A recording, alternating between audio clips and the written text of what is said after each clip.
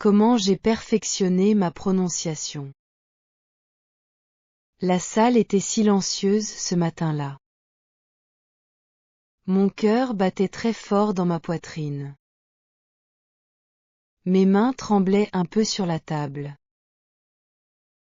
Je regardais le professeur avec attention. Je lisais mon texte en français. Il m'écoutait attentivement. Son visage était sérieux et concentré. Après 3 minutes de lecture, il a levé les yeux vers moi. Il m'a dit que ma prononciation était maintenant excellente. Ce moment a changé ma vie entière. Mais est-ce que j'ai vraiment réussi grâce à mon travail ou grâce à la chance? Bonjour, mon ami. Je m'appelle Luciana et je viens d'Argentine. Aujourd'hui, je vais te raconter mon histoire avec la langue française. C'est une histoire de défis et de victoires. C'est aussi une histoire de moments difficiles. Mais avant de commencer, je voudrais te demander quelque chose. Dis-moi dans les commentaires de quel pays tu regardes cette vidéo. Je suis très curieuse de savoir d'où viennent mes spectateurs. Maintenant, je vais commencer mon récit. Le jour où tout a mal commencé. Ma première classe de français était un désastre complet. Je me souviens de ce jour comme si c'était hier. C'était un mardi matin de mars 2019. J'avais 22 ans à cette époque. Je vivais dans la ville de Rosario en Argentine. Cette ville se trouve au bord du fleuve Paraná. J'étais très excitée de commencer mes cours de français. Depuis mon enfance, je rêvais d'apprendre cette langue. Ma grand-mère paternelle venait de France. Elle était née à Lyon en 1943. Elle me racontait souvent des histoires sur sa ville natale. Ces histoires me fascinaient énormément. Le professeur s'appelait Monsieur Bertrand. Il venait de Belgique et il vivait en Argentine depuis 15 ans. Il avait environ 50 ans. Ses cheveux étaient gris et il portait toujours des lunettes rondes. Dans la classe, nous étions 12 étudiants. Certains étudiants étaient jeunes comme moi. D'autres étudiants avaient 40 ou 50 ans. Monsieur Bertrand a commencé la leçon avec les salutations basiques. Il nous a demandé de répéter après lui. Il a dit bonjour très clairement. J'ai essayé de répéter le mot. Mais ma prononciation était terrible. Tous les étudiants m'ont regardé avec surprise. Mon accent argentin était trop fort. Je prononçais le mot comme bonjour avec un R très marqué. En espagnol, nous roulons beaucoup le R. Mais en français, le R est différent.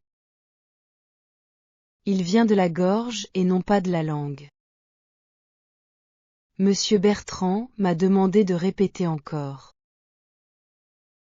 J'ai essayé 3 fois. Chaque fois, c'était pire que la fois précédente. Mon visage est devenu rouge de honte. Je voulais disparaître sous ma chaise. L'horreur de la lettre R. La lettre R française est devenue mon plus grand ennemi.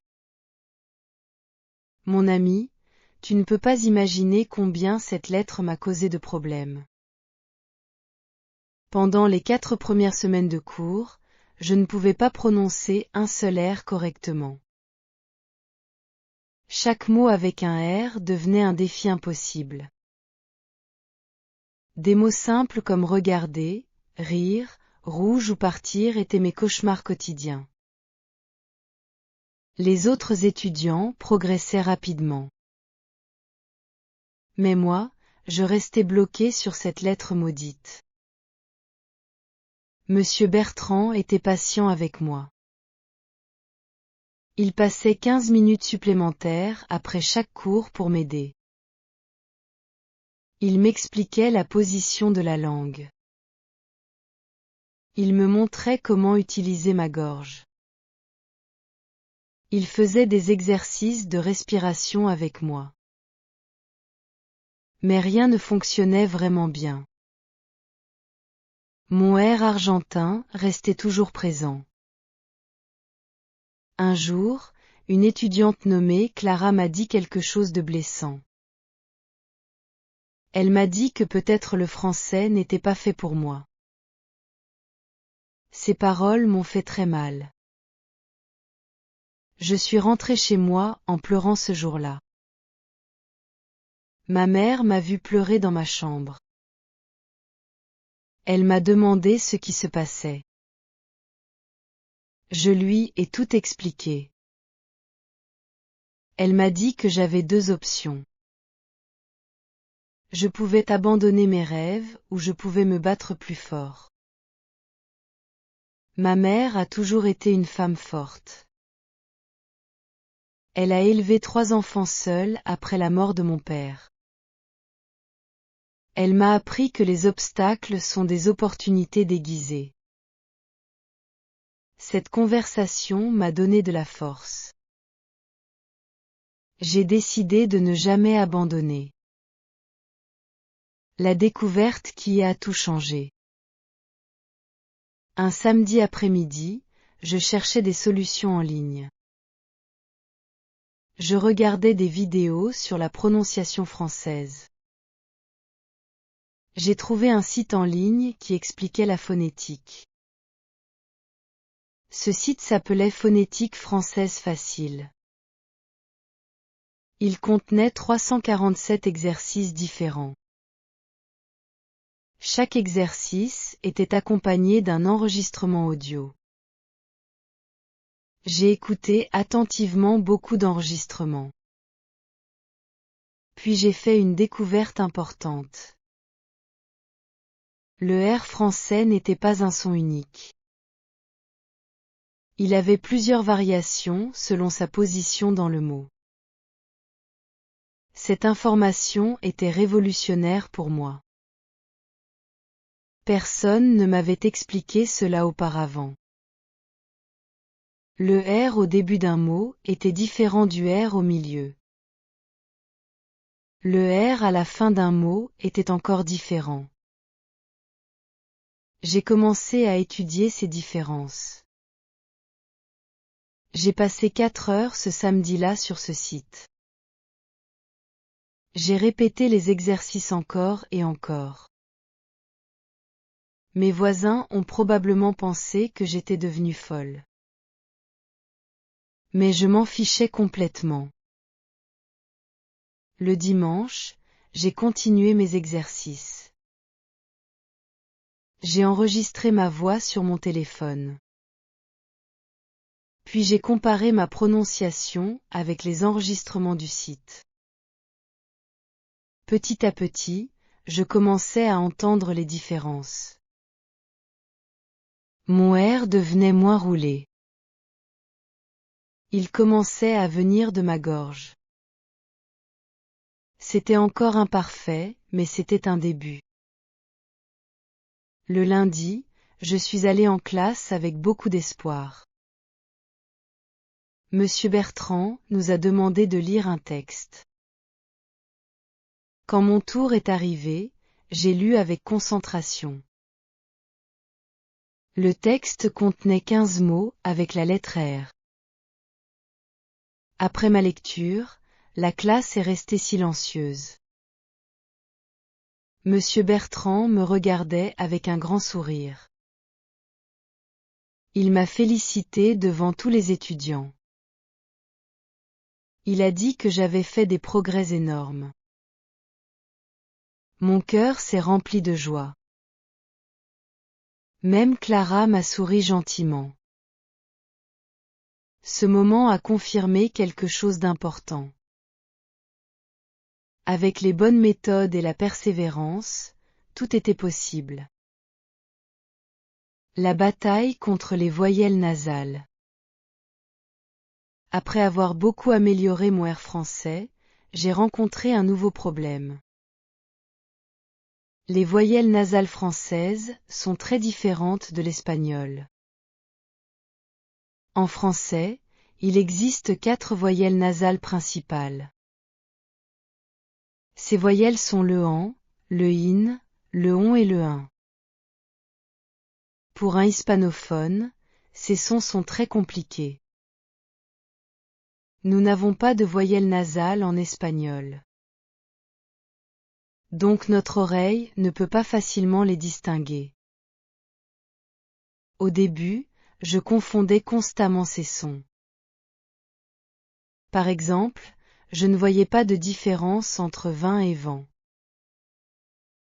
Pour moi, les deux mots sonnaient exactement pareil.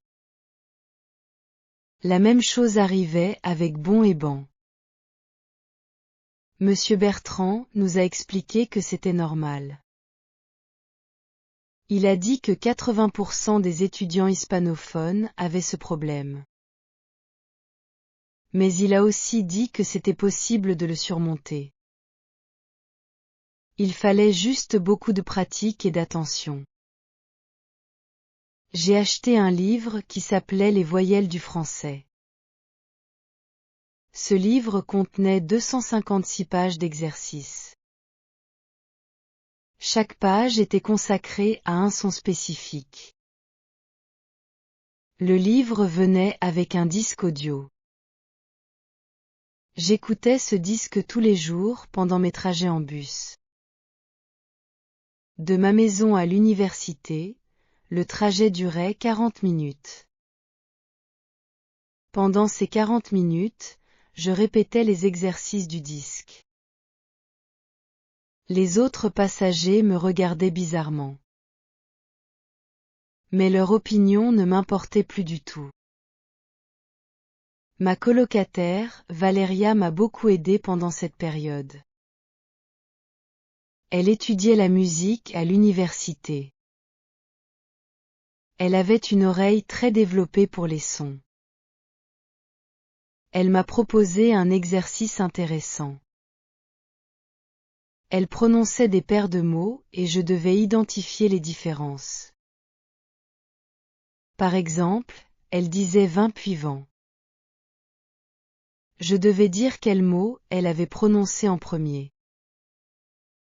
Au début, je me trompais 9 fois sur 10. Mais après 3 semaines de pratique quotidienne, je réussissais 8 fois sur 10. Le tournoi qui a testé ma confiance. En juin 2019, Monsieur Bertrand a annoncé quelque chose d'excitant. Notre école organisait un concours de prononciation française. Ce concours était ouvert à tous les étudiants de niveau A2. Il y avait 30 participants inscrits. Le gagnant recevrait un voyage à Paris d'1 mois. Ce voyage incluait des cours de français à l'Alliance française. C'était une opportunité incroyable pour moi. Mais j'avais très peur de participer. Je n'étais pas sûre de mon niveau. Mes camarades de classe m'ont encouragé à m'inscrire. Valéria m'a dit que je n'avais rien à perdre. Monsieur Bertrand pensait aussi que je devais essayer. Finalement, j'ai décidé de m'inscrire. La date du concours était le 28 juin. J'avais exactement 3 semaines pour me préparer. Les règles du concours étaient simples mais strictes. Chaque participant devait lire un texte de 500 mots. Ce texte contenait tous les sons difficiles du français. Il y avait beaucoup de R, beaucoup de voyelles nasales et des liaisons compliquées. Le jury était composé de 3 professeurs natifs. Ils évaluaient la prononciation, la fluidité et l'intonation. Chaque critère valait 10 points maximum. Le score maximum était donc 30 points. Pendant 3 semaines, je n'ai fait que préparer ce concours. Je lisais le texte 20 fois par jour. Je l'enregistrais et je m'écoutais attentivement. Je marquais chaque erreur sur le papier. Puis je répétais les parties difficiles 50 fois. Mes journées commençaient à 6 heures du matin avec 1 heure de pratique. Puis j'allais à l'université pour mes autres cours. Le soir, je pratiquais encore 2 heures avant de dormir. C'était épuisant, mais j'étais déterminée à réussir. La veille du concours, je ne pouvais pas dormir. Mon esprit ne s'arrêtait pas de penser. Je répétais le texte mentalement encore et encore. J'imaginais le moment où je serais devant le jury. J'imaginais leur visage sévère qui me jugeait.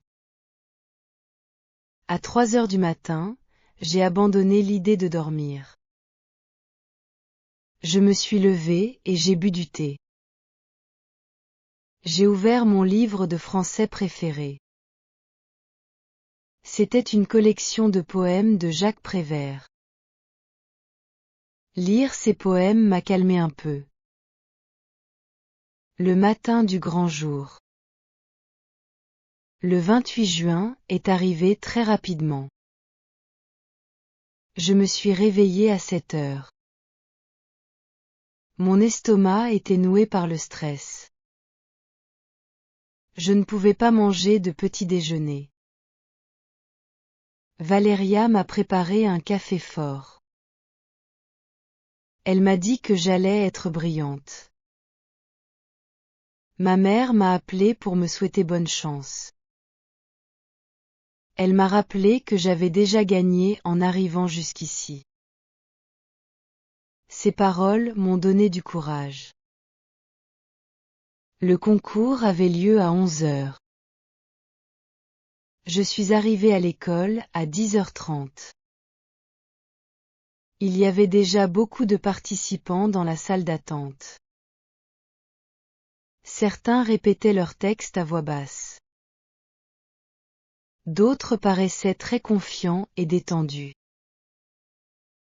J'ai reconnu quelques étudiants de mon niveau.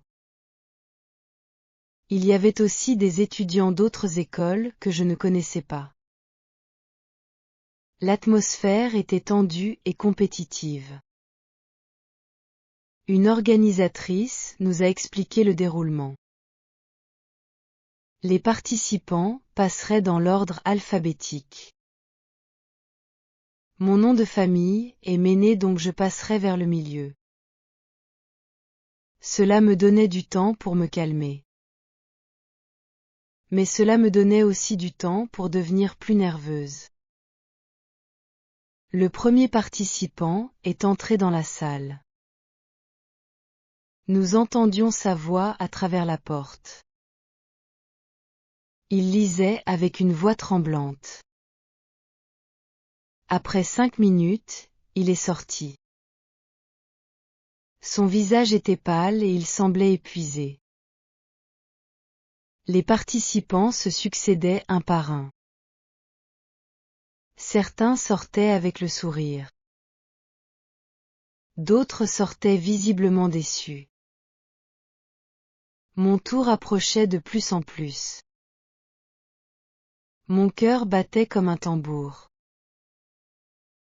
Mes mains étaient moites de transpiration. Je me répétais mentalement les phrases difficiles du texte. Enfin, l'organisatrice a appelé mon nom. J'ai pris une grande respiration. Je me suis levée et je suis entrée dans la salle. 5 minutes qui ont changé ma vie. La salle était plus petite que je l'imaginais. Les 3 membres du jury étaient assis derrière une longue table. Au milieu, il y avait une femme d'environ 60 ans.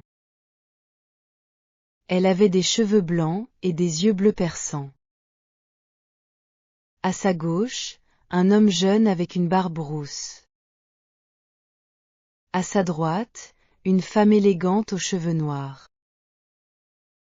Ils me regardaient tous les 3 avec des visages neutres. Il y avait une chaise devant leur table.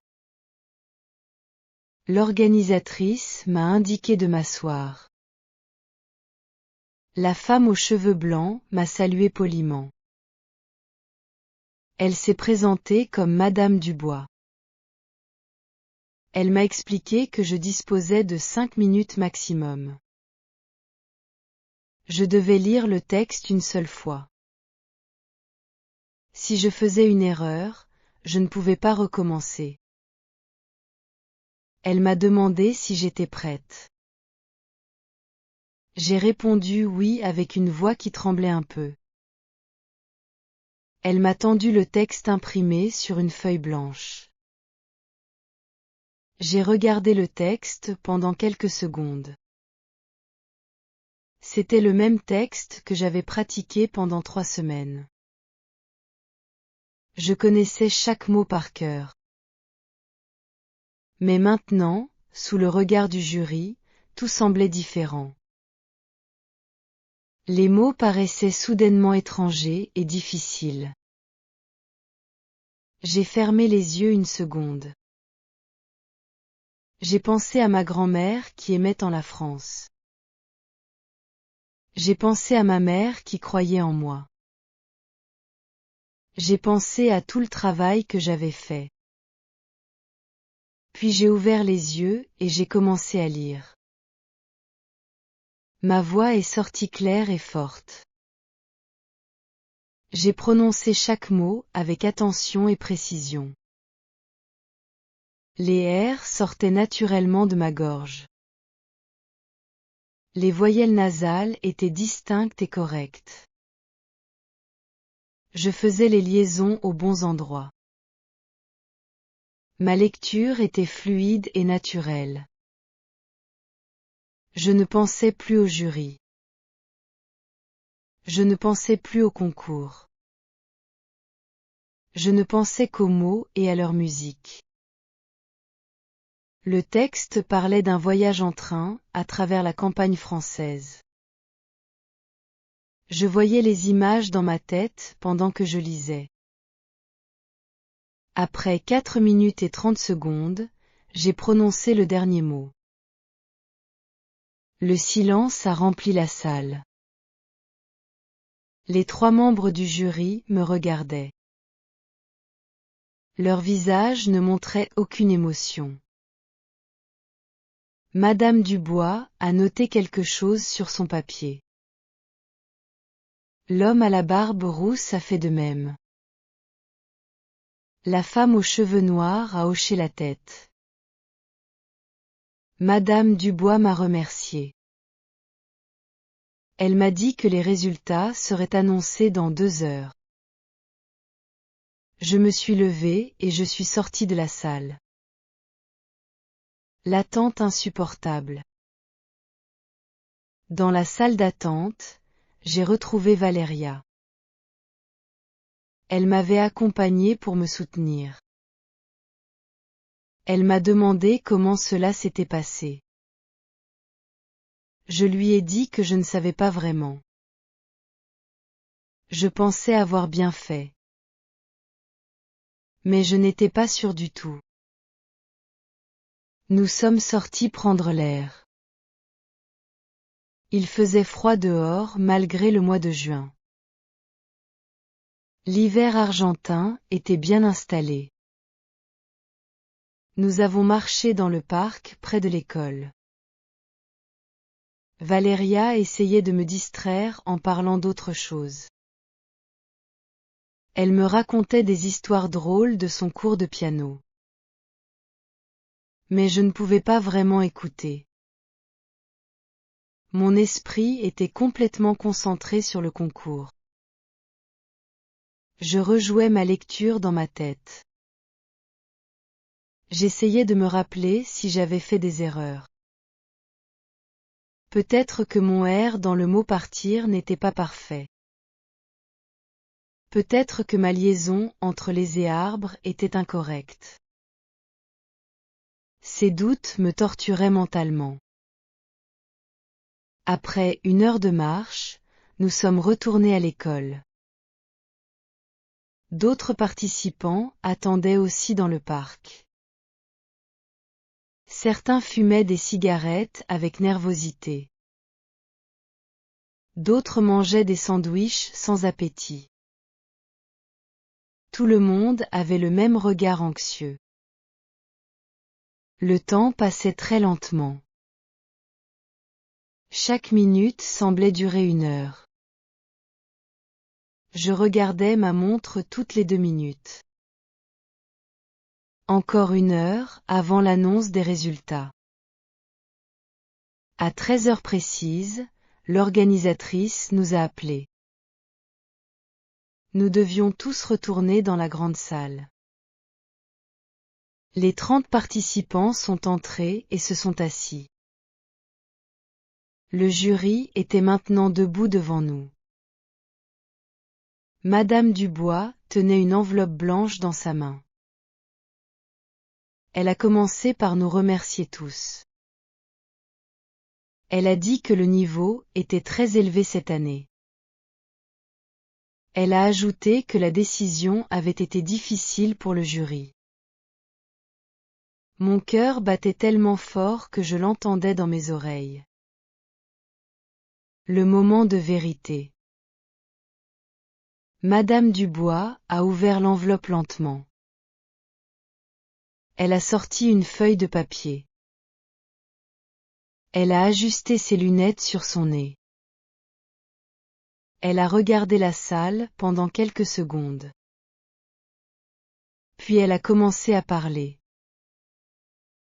Elle a annoncé qu'elle allait d'abord donner les mentions honorables. Ces mentions allaient aux 5 meilleurs participants après le gagnant. Si mon nom n'était pas dans cette liste, je ne savais pas ce que cela voulait dire. Dans ma tête, il y avait seulement 2 options. Soit j'étais la gagnante, soit je n'étais pas dans les meilleurs. Elle a annoncé le premier nom. Ce n'était pas moi. Elle a annoncé le deuxième nom. Ce n'était pas moi non plus. Mon espoir grandissait à chaque nom annoncé. Elle a continué avec le troisième nom. Toujours pas moi. Le quatrième nom était celui de Clara. Je l'ai vue sourire avec satisfaction. Il restait une dernière mention honorable. Madame Dubois a prononcé ce nom. Ce n'était toujours pas moi. J'avais maintenant l'impression d'être face à un seul choix. Soit j'avais gagné, soit je n'étais pas dans les meilleurs. Madame Dubois a fait une pause dramatique. Elle a souri en regardant le papier. Elle a dit que la gagnante avait obtenu 28 points sur 30. C'était le meilleur score depuis la création du concours en 2014. Elle a dit que cette personne avait montré une prononciation quasi parfaite. Elle avait aussi démontré une fluidité remarquable et une belle intonation. Puis elle a levé les yeux vers la salle. Elle a prononcé mon nom complet. Luciana Mené. J'ai gagné le concours. Je suis restée figée sur ma chaise. Je ne pouvais pas croire ce que je venais d'entendre. Valéria m'a secouée par le bras. Elle criait de joie à côté de moi. Les autres participants applaudissaient.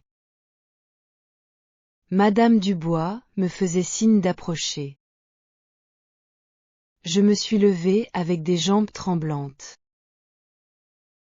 J'ai marché vers l'avant de la salle. Madame Dubois m'a serré la main. Elle m'a donné une enveloppe contenant les billets d'avion. Elle m'a aussi donné un certificat magnifique. L'homme à la barbe rousse m'a félicité. La femme aux cheveux noirs m'a embrassé sur les 2 joues. La préparation pour Paris. Les 2 semaines suivantes ont été un tourbillon d'activités. Je devais obtenir mon visa pour la France. Je devais acheter des vêtements appropriés pour l'été parisien. Je devais aussi préparer mes affaires et informer mon université. Mon départ était prévu pour le 15 juillet. J'avais donc seulement 17 jours pour tout organiser. Ma mère était à la fois heureuse et inquiète. C'était mon premier voyage en Europe. C'était aussi mon premier voyage seul. Monsieur Bertrand m'a donné beaucoup de conseils utiles. Il m'a recommandé des endroits à visiter à Paris. Il m'a aussi donné le contact de ses amis français.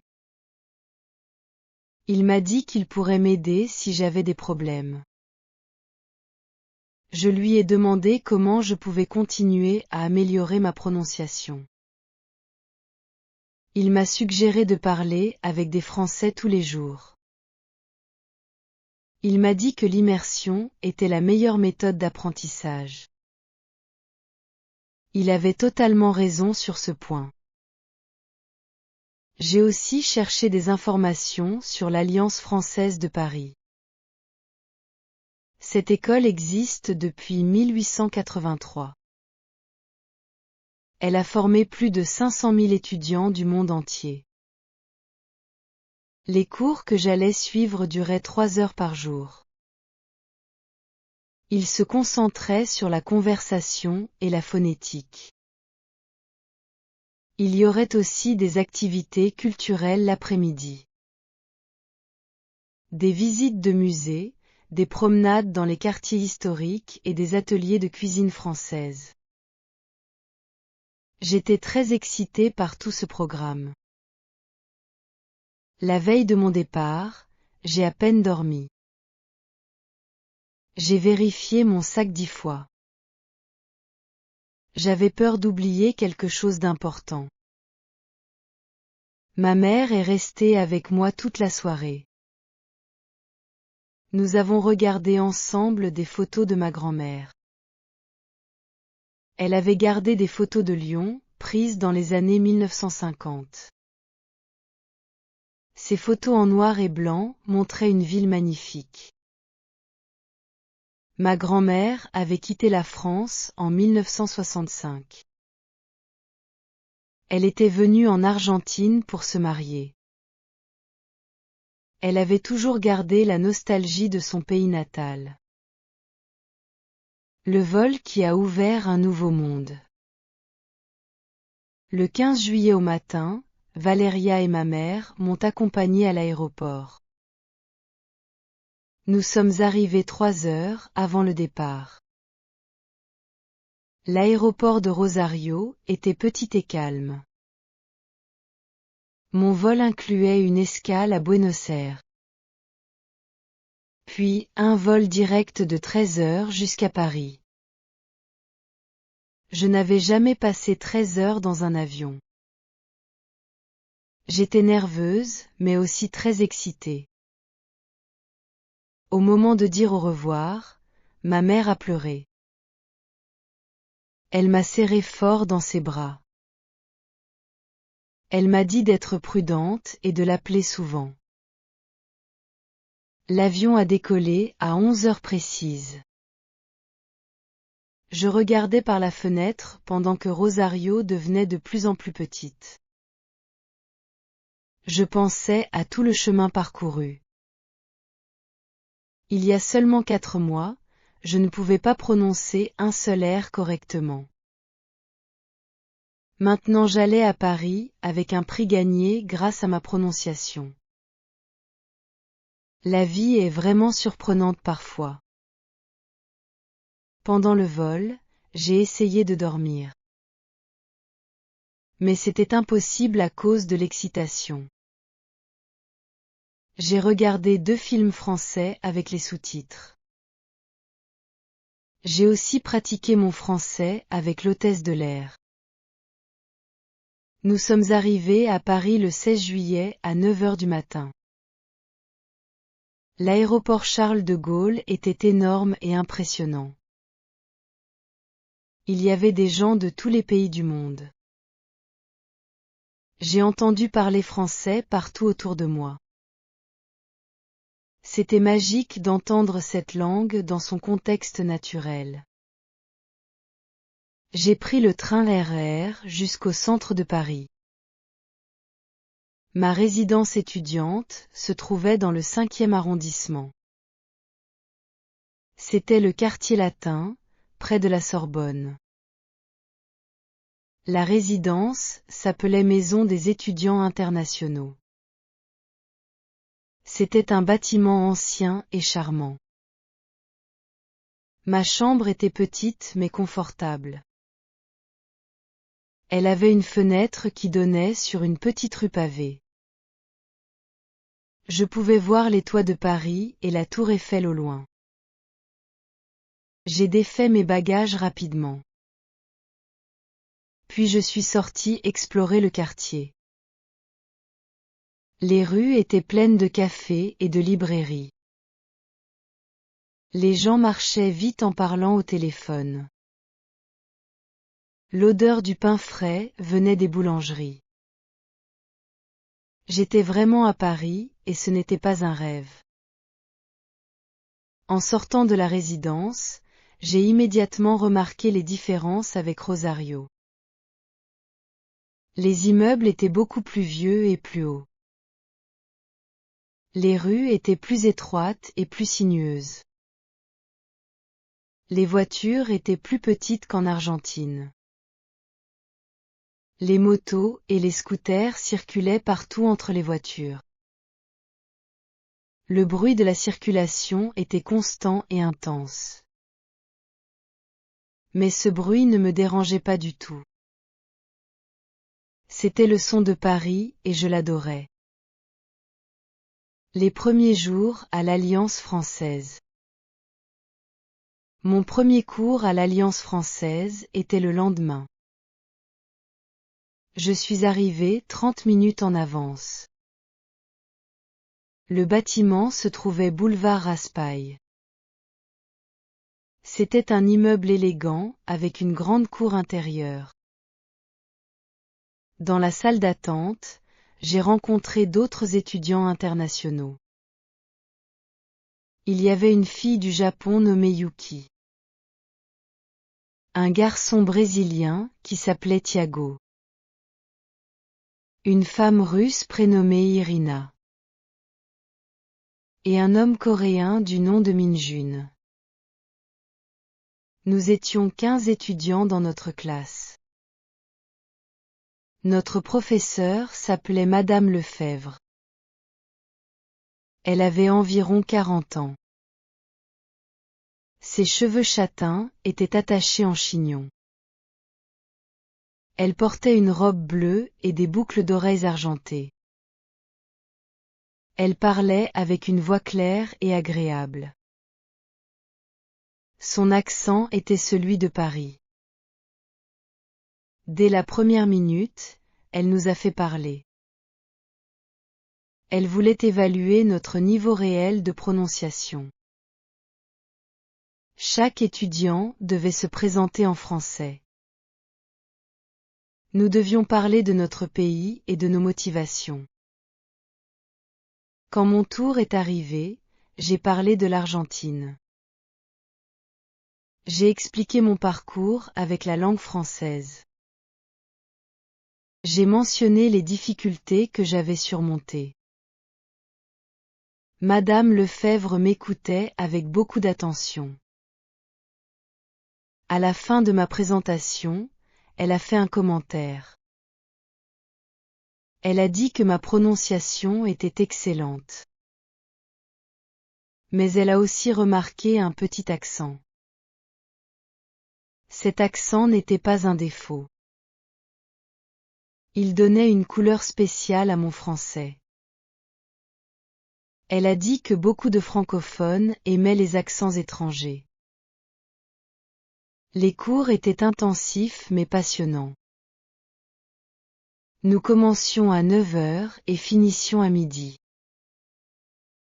Chaque jour, nous travaillions un aspect différent de la phonétique. Le lundi était consacré aux voyelles. Le mardi aux consonnes. Le mercredi à l'intonation et au rythme. Le jeudi aux liaisons et aux enchaînements. Le vendredi, nous faisions une révision générale. Madame Lefebvre utilisait beaucoup d'exercices variés. Des jeux de rôle, des chansons, des poèmes et des dialogues. Le premier lundi, nous avons travaillé sur les voyelles françaises. Madame Lefebvre nous a expliqué que le français avait 16 voyelles différentes. L'espagnol en a seulement 5. Cette différence est énorme pour un hispanophone. Elle nous a montré un tableau phonétique avec tous les sons. Chaque son était représenté par un symbole spécial. Ces symboles s'appellent l'alphabet phonétique international. Je les trouvais très compliqués au début. Nous avons pratiqué chaque voyelle séparément. Madame Lefebvre prononçait le son plusieurs fois. Nous devions observer sa bouche attentivement. La position de ses lèvres changeait pour chaque voyelle. Parfois ses lèvres étaient arrondies. Parfois elles étaient étirées. Parfois elles restaient neutres. Nous devions imiter exactement ces positions. C'était comme apprendre une chorégraphie avec la bouche. Le mardi était consacré aux consonnes françaises. Certaines consonnes sont identiques en espagnol et en français. Par exemple le M, le N et le L. Mais d'autres consonnes sont complètement différentes. Le R bien sûr était ma bête noire. Mais il y avait aussi le J français qui n'existe pas en espagnol. Et les consonnes finales qui se prononcent différemment. En espagnol, nous prononçons toutes les lettres. En français, beaucoup de consonnes finales sont muettes. Le mercredi, nous apprenions l'intonation et le rythme. Madame Lefebvre nous expliquait que le français a une mélodie spéciale. Cette mélodie est différente de celle de l'espagnol. En espagnol, nous accentuons généralement la dernière syllabe. En français, toutes les syllabes ont presque la même force. Mais la dernière syllabe d'un groupe de mots monte légèrement. Cette différence subtile donne au français sa musicalité caractéristique. Pour pratiquer le rythme, Nous faisions des exercices avec des phrases longues. Madame Lefebvre écrivait une phrase au tableau. Puis elle la divisait en groupes rythmiques. Chaque groupe formait une unité de sens. Nous devions lire la phrase en respectant ces groupes. Au début, je séparais les mots incorrectement. Mais avec la pratique, cela devenait plus naturel et plus fluide. Les rencontres qui ont enrichi mon français. L'après-midi, j'explorais Paris et je rencontrais des gens. Un jour, je suis entrée dans un café du quartier Montmartre. Le café s'appelait le Chat Noir. Une femme d'environ 70 ans était assise à côté de moi. Elle lisait un journal et buvait un café. J'ai remarqué qu'elle portait un foulard avec des dessins argentins. Je lui ai demandé si elle connaissait l'Argentine. Elle m'a répondu avec enthousiasme. Elle avait visité Buenos Aires en 1995. Nous avons commencé à parler de nos pays respectifs. Elle s'appelait Francine et elle était native de Paris. Elle était professeure de littérature à la retraite. Elle aimait beaucoup discuter avec les étrangers. Elle m'a posé beaucoup de questions sur ma vie. Je lui ai raconté mon histoire avec la prononciation française. Elle m'a écouté avec un grand intérêt. Puis elle m'a proposé quelque chose de merveilleux. Elle m'a invité à prendre le thé chez elle le dimanche suivant. Francine m'a aussi parlé de sa carrière d'enseignante. Elle avait enseigné la littérature pendant 40 ans. Elle avait travaillé dans 3 lycées différents de Paris. Son dernier poste était au lycée Henri IV dans le 5e arrondissement. Ce lycée est l'un des plus prestigieux de France. Elle avait enseigné les œuvres de Victor Hugo, de Balzac et de Flaubert. Elle adorait faire découvrir ces auteurs aux jeunes élèves. Pour elle, la littérature était une fenêtre sur l'âme humaine. Elle m'a demandé si je connaissais la littérature française. J'ai avoué que je connaissais seulement quelques auteurs célèbres. J'avais lu Le Petit Prince de Saint-Exupéry en espagnol. J'avais aussi lu quelques poèmes de Baudelaire pour mes cours. Mais je n'avais jamais lu de grands romans français. Francine a semblé ravie par cette confession. Elle m'a dit que j'avais un monde entier à découvrir. Elle a promis de me recommander des livres adaptés à mon niveau.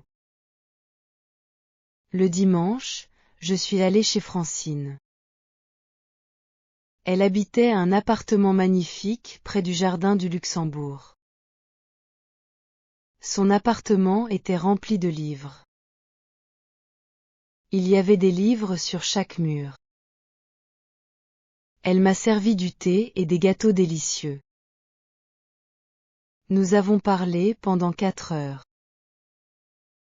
Elle me corrigeait gentiment quand je faisais des erreurs. Elle m'expliquait les nuances entre les mots similaires. Elle me parlait aussi de la culture française, de la littérature, du cinéma et de l'histoire. Francine est devenue une amie précieuse pendant mon séjour. Nous nous voyions chaque dimanche pour le thé. Elle m'a présenté à ses amis.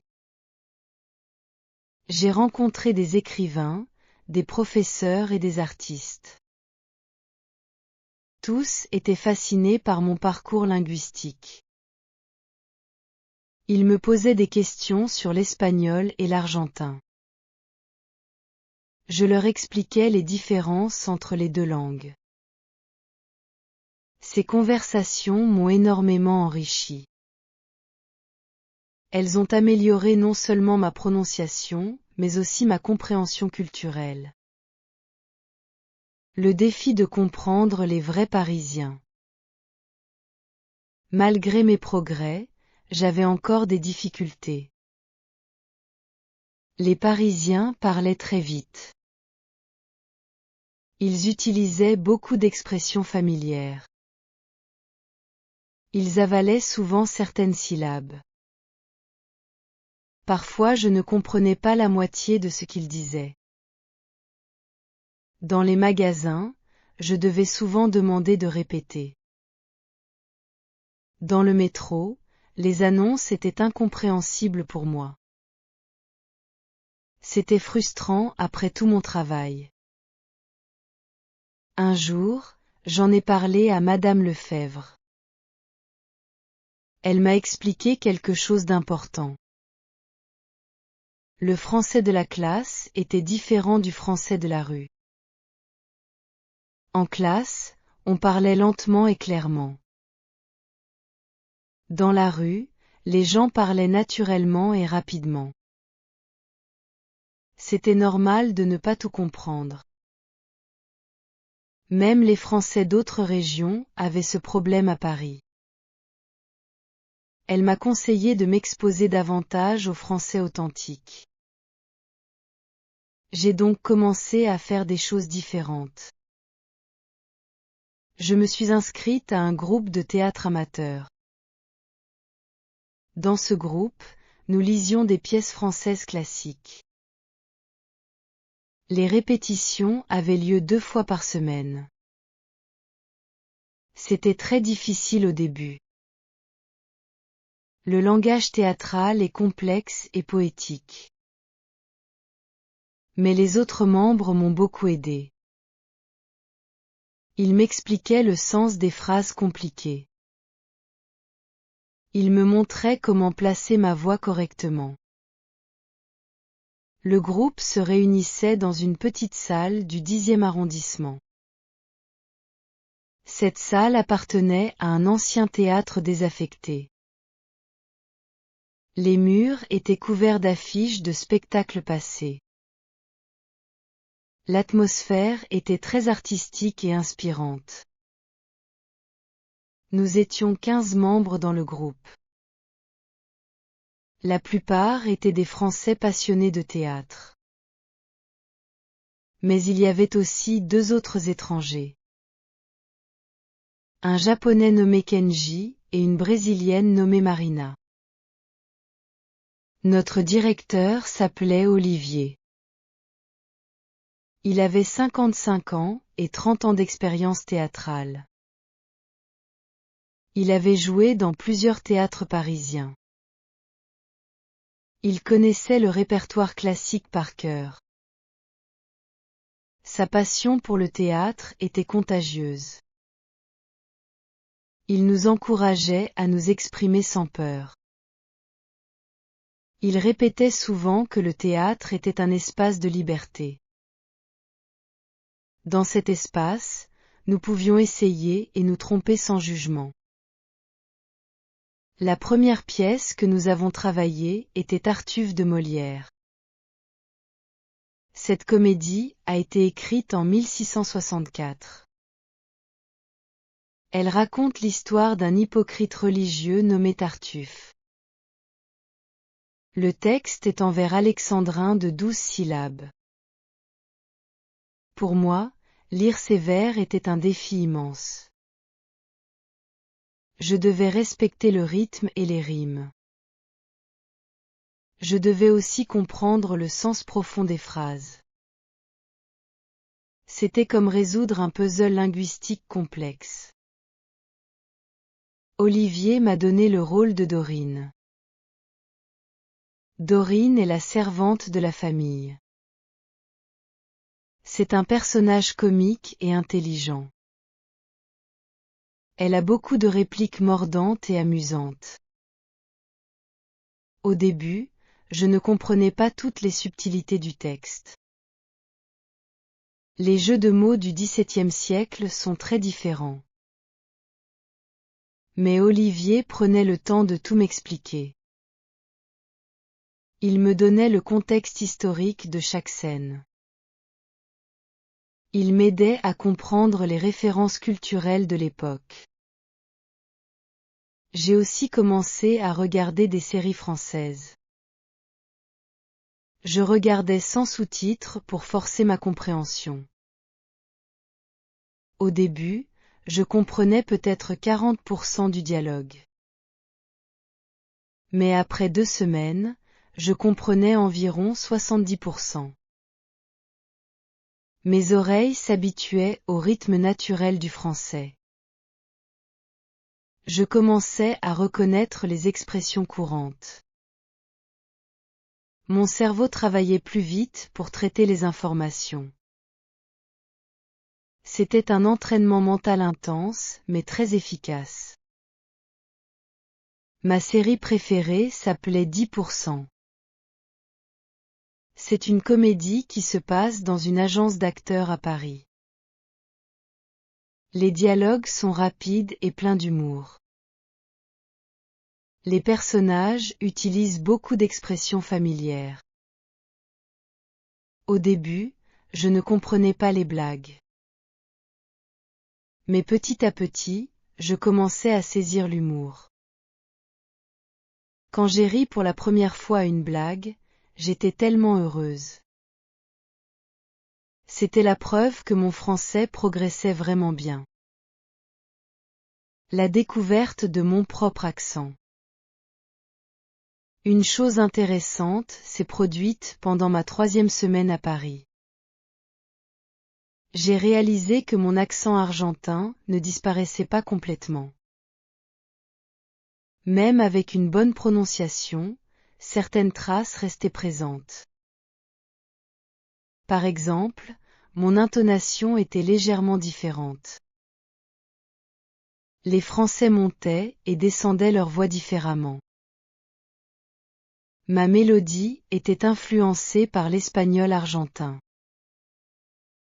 Au début, je pensais que c'était un problème. Je voulais avoir un accent parfaitement parisien. Mais Francine m'a fait changer d'avis. Un dimanche, nous discutions de ce sujet. Elle m'a dit quelque chose qui m'a marqué profondément. Elle m'a dit que mon accent était ma signature personnelle. Il racontait mon histoire et mon origine. Elle a ajouté que beaucoup de Français trouvaient l'accent argentin très charmant. Selon elle, essayer d'effacer complètement mon accent était inutile. L'important était d'être clair et compréhensible. Le reste était une question d'identité personnelle. Cette conversation a libéré quelque chose en moi. J'ai arrêté d'essayer d'être une Parisienne parfaite. J'ai accepté d'être une Argentine qui parlait très bien français. Cette acceptation a paradoxalement amélioré ma prononciation. Je ne me sentais plus tendue quand je parlais. Je pouvais me concentrer sur le message plutôt que sur la perfection. Mon français est devenu plus naturel et plus fluide. Les gens appréciaient davantage mes conversations. J'ai aussi découvert quelque chose sur les accents en France. Il n'existe pas un seul accent français. Il y a l'accent parisien, l'accent du Sud, l'accent alsacien et beaucoup d'autres. Même en France, les gens ont des accents régionaux. Certains Parisiens regardent de haut les accents du Sud. Mais beaucoup de Français aiment la diversité des accents. Ils trouvent que cela enrichit la langue française. Cette réalisation m'a aidé à relativiser mes propres imperfections. Le test final qui a prouvé ma maîtrise. À la fin de mon séjour d'1 mois, l'Alliance française organisait un test. Ce test évaluait tous les aspects de notre apprentissage. Il y avait une partie écrite et une partie orale. La partie orale était la plus importante pour moi. Elle représentait 60% de la note finale. Le test oral durait 15 minutes par étudiant. Il y avait 3 parties distinctes dans cet examen. La première partie était une présentation libre. Nous devions parler d'un sujet de notre choix, pendant 5 minutes. J'ai choisi de parler de la culture du tango en Argentine. J'ai expliqué l'histoire de cette danse et sa signification sociale. J'ai parlé des grands danseurs argentins, comme Carlos Gardel. J'ai aussi mentionné comment le tango était devenu un symbole national. Les examinateurs m'écoutaient sans m'interrompre. Leur visage restait neutre et professionnel. La deuxième partie était une lecture à haute voix. Les examinateurs m'ont donné un texte inconnu. Ce texte parlait de la gastronomie française. Il contenait des mots compliqués comme charcuterie, bouillabaisse et ratatouille. Je devais le lire avec une prononciation claire. J'ai pris 30 secondes pour parcourir le texte. Puis j'ai commencé à lire calmement. Je me concentrais sur chaque son et chaque liaison. Ma lecture a duré 3 minutes. La troisième partie était une conversation spontanée. Les examinateurs me posaient des questions sur divers sujets. Ils voulaient tester ma capacité à répondre naturellement. Ils m'ont demandé mon opinion sur l'éducation en Argentine. Puis ils m'ont interrogé sur mes projets futurs. Enfin, ils m'ont posé des questions sur la littérature française. Je répondais aussi naturellement que possible. Je faisais attention à ma prononciation sans être trop rigide. Après ces 15 minutes, l'examen était terminé. Les examinateurs m'ont remercié et m'ont dit au revoir. Je suis sorti de la salle complètement épuisé. C'était un examen difficile mais stimulant. Je pensais avoir bien fait. Mais je n'étais pas totalement certaine du résultat. Les résultats seraient annoncés le lendemain. C'était ma dernière nuit à Paris, avant mon retour en Argentine. J'ai passé cette soirée avec Francine et ses amis. Nous avons dîné dans un restaurant traditionnel du Marais. Le retour triomphant en Argentine. Le lendemain matin, je suis allé chercher mes résultats. Madame Lefebvre m'a remis mon certificat avec un grand sourire. J'avais obtenu 96 sur 100. C'était la meilleure note de ma classe. La partie orale m'avait donné 58 points sur 60. Les examinateurs avaient écrit des commentaires très positifs. Ils mentionnaient ma prononciation excellente et ma fluidité remarquable. Ils notaient aussi mon accent charmant qui n'empêchait pas la compréhension. J'étais aux anges en lisant ces commentaires. Madame Lefebvre m'a félicité chaleureusement. Elle m'a dit que j'avais un talent naturel pour les langues. Elle m'a encouragée à continuer mes études en français.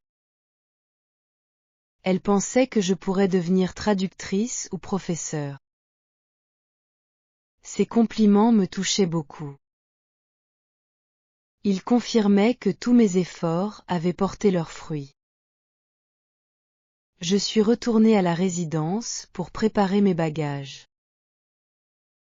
Mon vol pour Buenos Aires partait le soir même.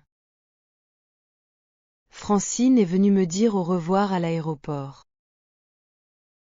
Elle m'a offert un cadeau magnifique. C'était une édition ancienne des poèmes de Jacques Prévert. Elle avait écrit une dédicace touchante à l'intérieur. Elle me disait de ne jamais arrêter de pratiquer mon français. Elle m'invitait à revenir à Paris quand je voulais. Nous nous sommes embrassés avec émotion. Je lui ai promis de garder le contact. Puis je suis passée par la sécurité et j'ai embarqué dans l'avion. Le vol de retour était long et mélancolique. Je regardais par la fenêtre en repensant à ce mois. J'avais appris tellement de choses. Pas seulement sur la langue française, mais aussi sur moi-même. J'avais découvert ma capacité à surmonter les obstacles. J'avais compris l'importance de la persévérance. J'avais aussi réalisé que les imperfections font partie de l'identité. Ces leçons allaient me servir toute ma vie. Quand je suis arrivée à Rosario, ma mère et Valeria m'attendaient. Elles avaient préparé une pancarte de bienvenue. Ma mère m'a serrée dans ses bras pendant longtemps. Elle voulait entendre tous les détails de mon voyage. Valeria était curieuse de savoir si j'avais rencontré des garçons français. Nous avons ri et parlé pendant tout le trajet en voiture. J'étais fatiguée, mais heureuse d'être de retour à la maison. Les mois qui ont suivi mon retour. De retour à Rosario, j'ai repris mes cours avec Monsieur Bertrand. Mais maintenant, tout était différent. Je parlais français avec beaucoup plus de confiance. Ma prononciation impressionnait tous mes camarades de classe. Même Clara me regardait avec respect maintenant. Monsieur Bertrand était très fier de mes progrès. Il me demandait souvent de partager mon expérience parisienne avec la classe. Je racontais mes anecdotes et mes découvertes. J'ai aussi commencé à donner des cours particuliers de français. Beaucoup de gens voulaient apprendre avec moi. Ils avaient entendu parler de mon histoire. Je donnais des cours 3 soirs par semaine. J'enseignais surtout la prononciation aux débutants. Je partageais les techniques qui m'avaient aidé. Je leur montrais comment placer leurs langues et leur gorge. Je leur expliquais l'importance de l'écoute attentive. Mes élèves appréciaient beaucoup mes méthodes. En septembre 2019, j'ai pris une décision importante. J'ai décidé de me spécialiser en traduction français-espagnol. J'ai commencé une maîtrise universitaire à l'Université de Rosario. Ce programme durait 2 ans. Il combinait la traduction littéraire et la traduction technique. Les cours étaient exigeants mais passionnants. Je devais traduire des romans, des articles scientifiques et des documents juridiques. C'était un défi constant qui améliorait mes compétences. Pendant mes études de maîtrise, je gardais contact avec Francine. Nous nous écrivions des courriels régulièrement. Elle me recommandait des livres français à lire. Je lui envoyais mes traductions pour avoir son avis. Elle me corrigeait gentiment et m'encourageait toujours. Ces échanges étaient précieux pour maintenir mon niveau. Sans pratique régulière, une langue peut se perdre rapidement. Je ne voulais pas que cela m'arrive. J'ai aussi rejoint un groupe de conversation française à Rosario. Ce groupe se réunissait tous les samedis dans un café. Nous étions environ 15 membres réguliers. Certains étaient des Français expatriés. D'autres étaient des Argentins passionnés de français. Nous parlions exclusivement en français pendant 2 heures. Nous discutions de politique, de culture, de cinéma et de littérature. Ces conversations maintenaient mon français vivant et actuel. Comment je continue à perfectionner ma prononciation? Mon ami, tu te demandes peut-être si ma prononciation est maintenant parfaite. La vérité est que la perfection n'existe pas vraiment. Il y a toujours des choses à améliorer. Même après 5 ans de pratique intensive, je découvre encore des subtilités.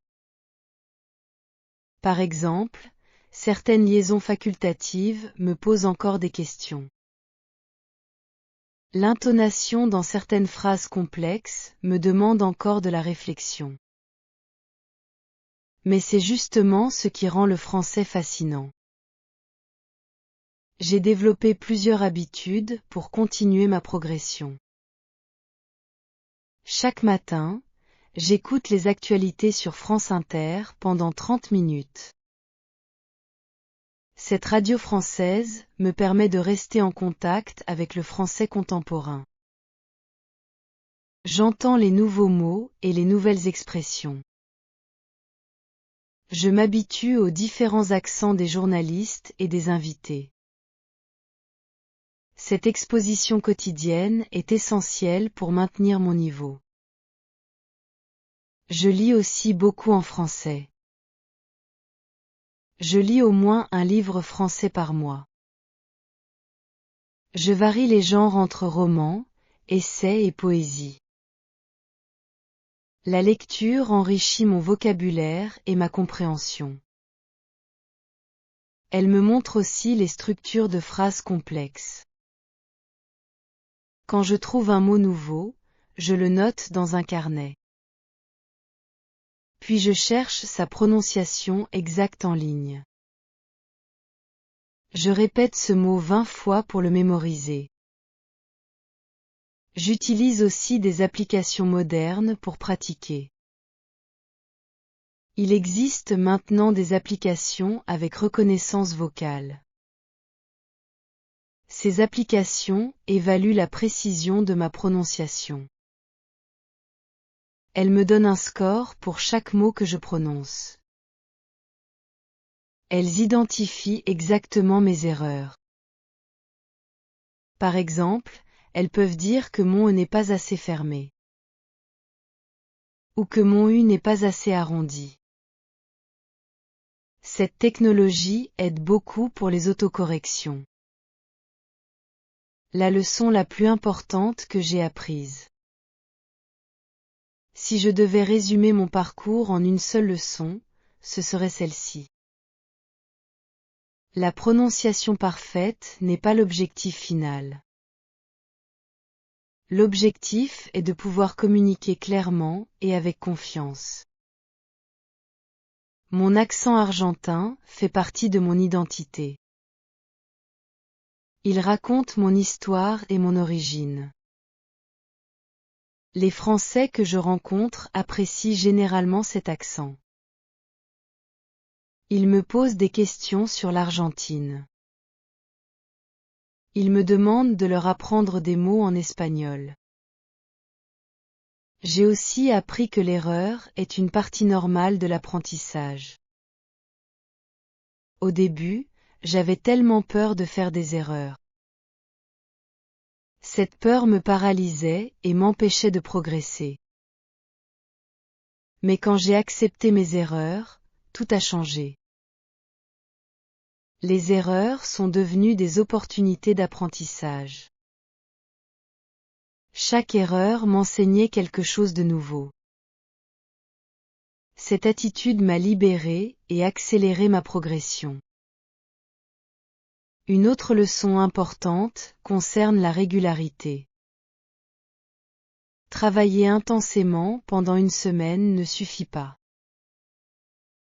Il faut pratiquer un peu chaque jour. 15 minutes quotidiennes sont plus efficaces que 2 heures une fois par semaine. Le cerveau a besoin de répétitions régulières. Il doit créer de nouvelles connexions neuronales.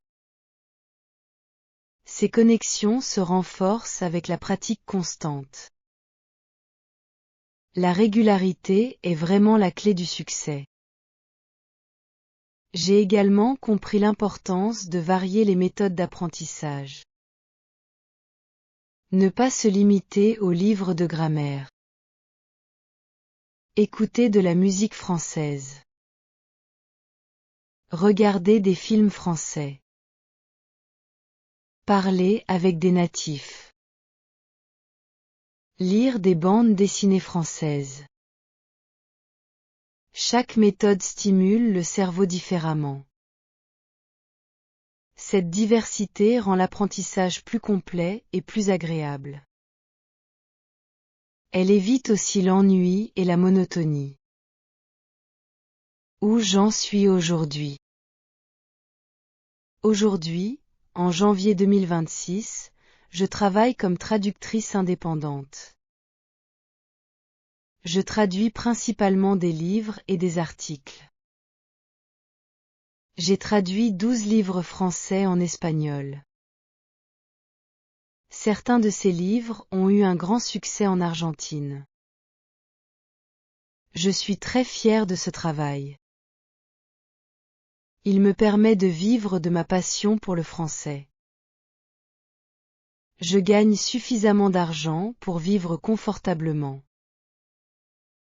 Je peux aussi voyager régulièrement en France.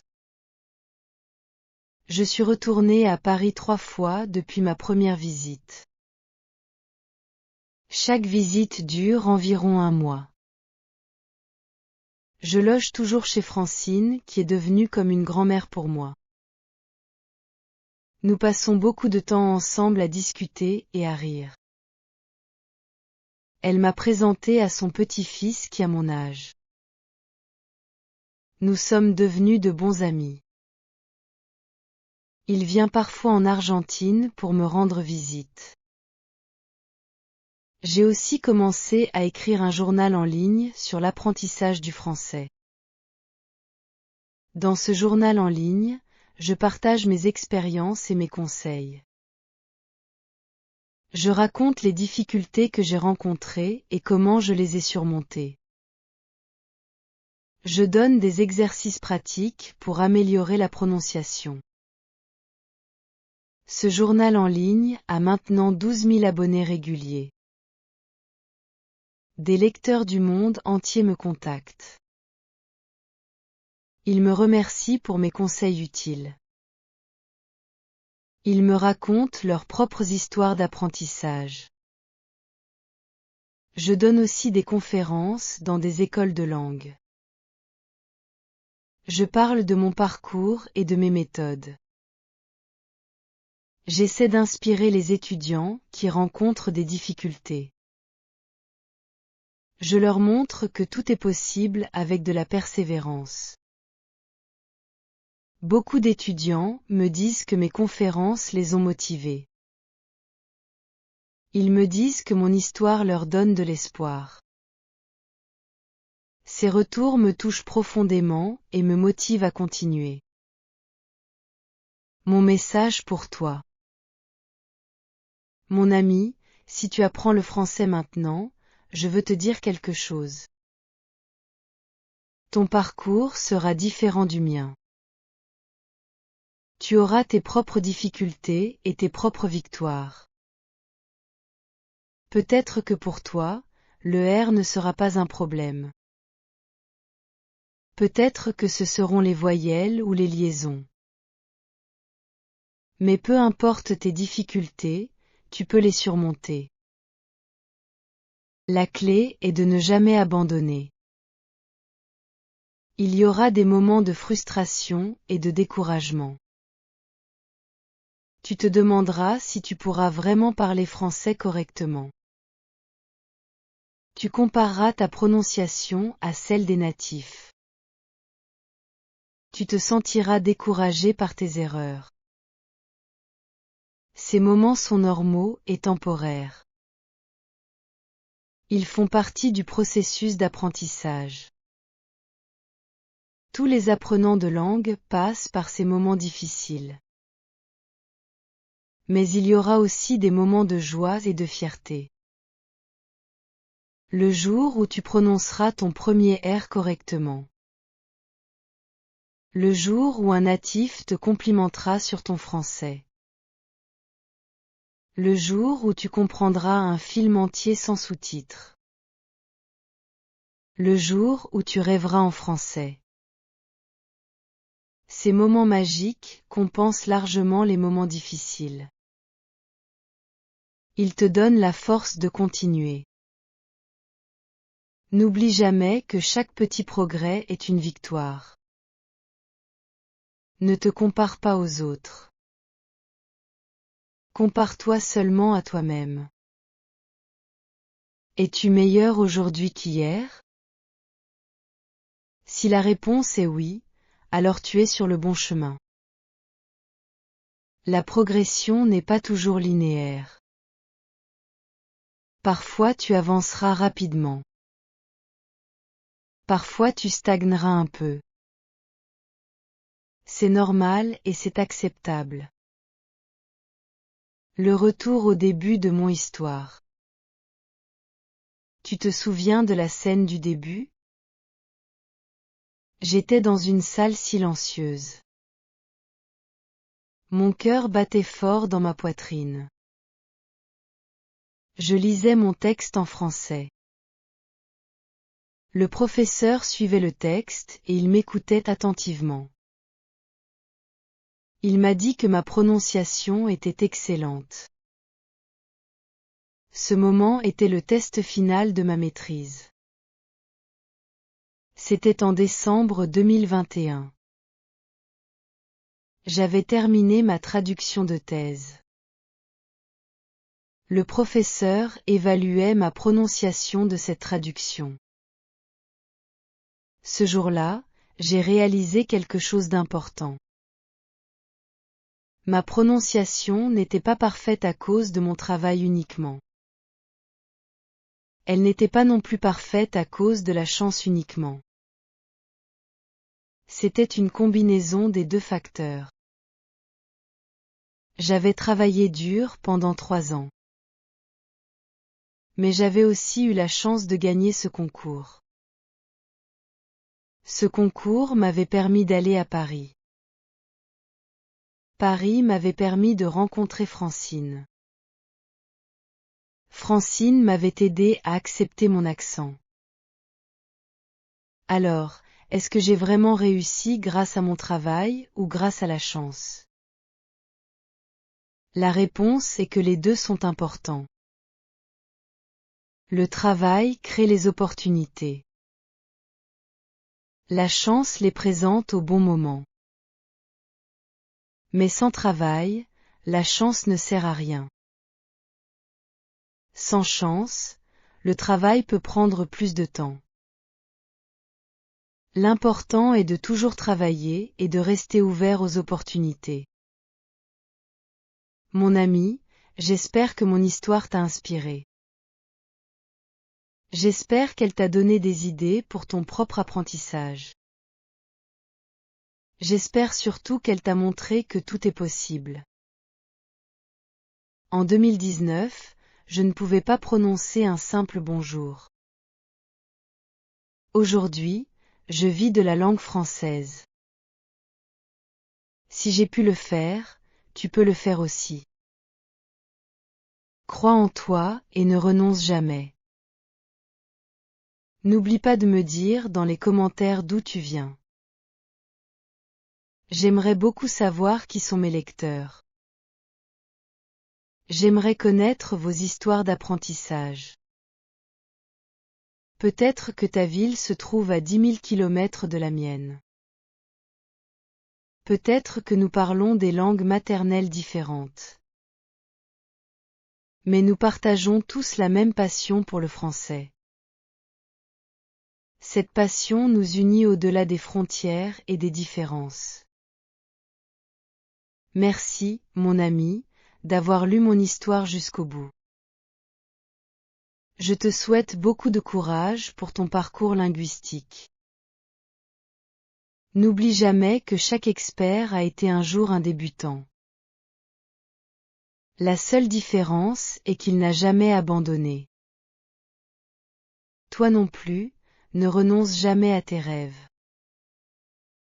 Bon courage et à bientôt.